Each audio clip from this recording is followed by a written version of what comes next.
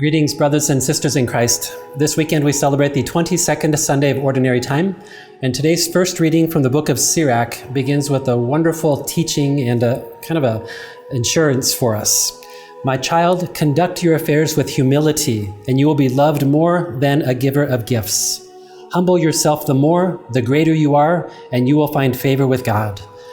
The word humility comes from a Latin word that literally means on the ground. It's from the word humus, meaning of the earth. So to be humble means that you lower yourself willingly to the level of the ground. It also means that we know that we are creatures of the earth. We are creatures, we are not the creator.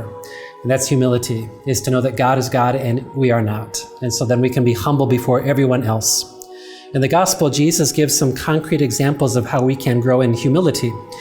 And he is at a dinner being hosted by a leading Pharisee. And by this time, the conflict between Jesus and the Pharisees is growing, and that will lead him to the cross eventually. This is the third time, though, that he's been eating with a Pharisee.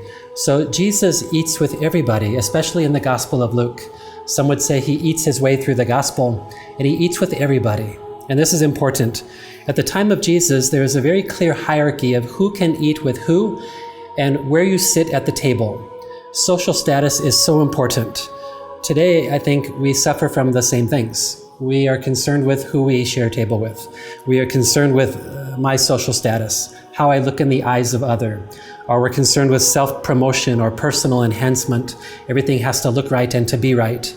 Jesus comes in and points at that kind of situation and says, that's not humility. Humility is to walk in the room and know that you have the status of being someone at the head table, and you willingly go to the lowest place. This is not false humility. Jesus is trying to help us change the way we look at everything. At the time of Jesus, a leading Pharisee would never consider eating with anyone else who's not a Pharisee. Yet somehow Jesus gets in there, and then Jesus encourages him to learn a different way. Jesus says to them, everyone who exalts himself will be humbled, and everyone who humbles himself will be exalted. And then Jesus gives us the great list of who we should invite when we have this dinner. So who does Jesus say we are to invite? Do not invite just your friends or your brothers or your relatives. Rather, hold a banquet. Invite the poor, the crippled, the lame, the blind. Blessed will you be because they cannot repay you. I think of good old Deacon Lawrence, the deacon of Rome in the early church. He was the treasurer of the Vatican coffers. And the Emperor Valerian came in and was beginning to persecute Christians. And he told Lawrence to bring out the wealth of the church.